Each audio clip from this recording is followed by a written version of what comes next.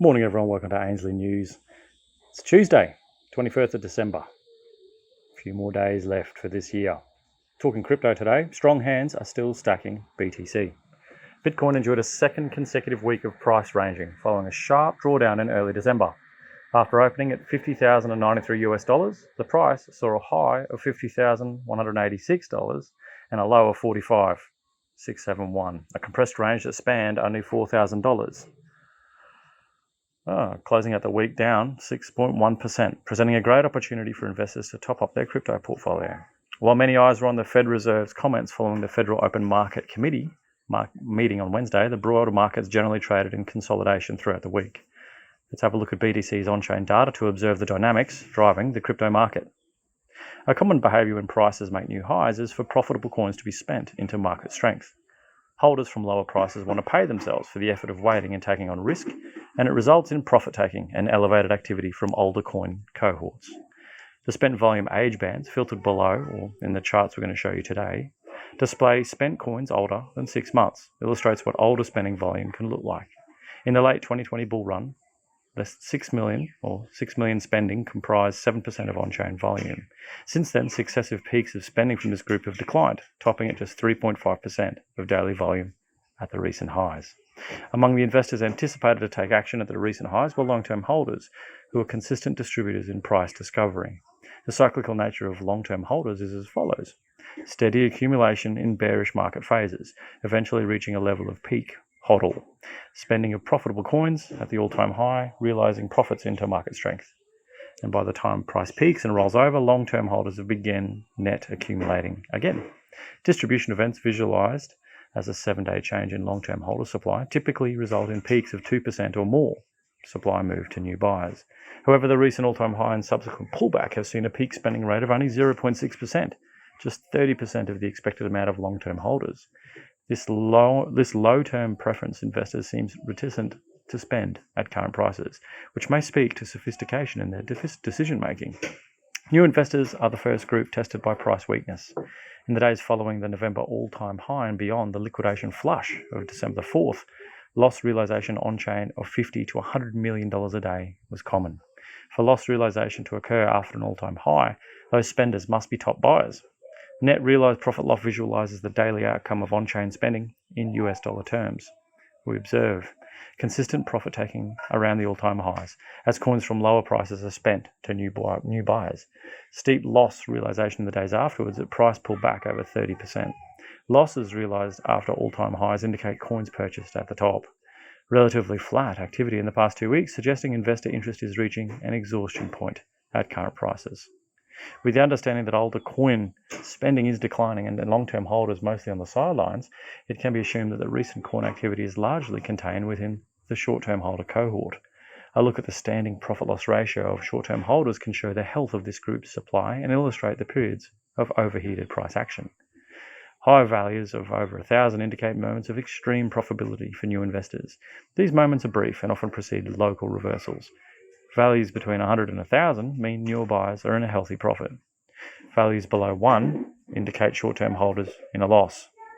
Low values near or below 0.1 are moments of heightened vulnerability for new buyers and frequently mark local bottoms where value is established. Short-term holder P&L spiked dramatically in late October as prices ripped to all-time highs. Buyers of Bitcoin from August and September suddenly found themselves up 60%, and the market had to pull back to accommodate profit-taking. Presently, short-term holders find themselves in aggregate loss, though the pace of decline has slowed along with price, while these coins continue to churn among different hands.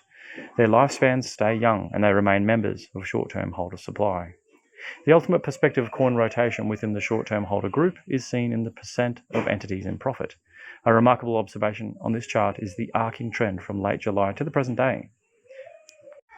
In late July, the price was $32,000, and 76% of all entities on-chain were in profit. When new all-time highs were created in October and November, 100% of entities were in profit, an expected outcome of price discovery. Now in late December, the price is $47,000, over 15k higher, and there are again only 76% of entities in profit. For the price to be over 15k higher, or plus 47% in July, while the same amount of investors are in profit, knowing that older spending is muted, a great shuffling of coins had to take place at the top within the short-term holder group. That means there were coins mostly purchased since July and signals that the current holder makeup is top heavy. Many coins were bought at the top and now sit underwater. Despite weakness, strong hands continue stacking. A behavior that's left its stamp on the 2021 Bitcoin market is the constant accumulation by investors with a limited history of spending. Illiquid supply is the amount of BTC held on-chain entities with greater than 75% inflows in their history. The supply and possession of these illiquid entities sold off in May along with much of the market. Since that time, they've maintained a consistent pressure of accumulation and are now taking possession of coins at a rate of 3.4 times daily coin issuance. Put another way, strong-handed holders are absorbing supply at more than triple the rate of new coins being mined each day. That's amazing. Strong hands are not the only investors pulling coins away from potential buyers. After a large impulse of deposits to exchanges in May, over 300 million on a 14-day basis, Bitcoin has been steadily pulled offline into cold storage in the months following the summer lows. The chart, also shown in our website today, shows the net transfer volume to and from all exchanges, which is the difference between all deposits and all withdrawals in US dollar terms. The initial all-time high break in late October saw around $100 million of inflows, but the weeks followed have been dominated by consistent exchange outflow volume, seeing average values of negative 150 million to a negative 175 million on a 14-day basis. Price weakness has so far not engendered a rush to the exits, as investors are instead creating friction between their ownership and the ability to sell their BTC. Additionally, in case you missed it, the past week saw circulating supply pass the 90% mark of its ultimate supply total, with circulating supply passing 18.9 million BTC. In just under 13 years, 9/10 of the total BTC supply has now been issued to miners.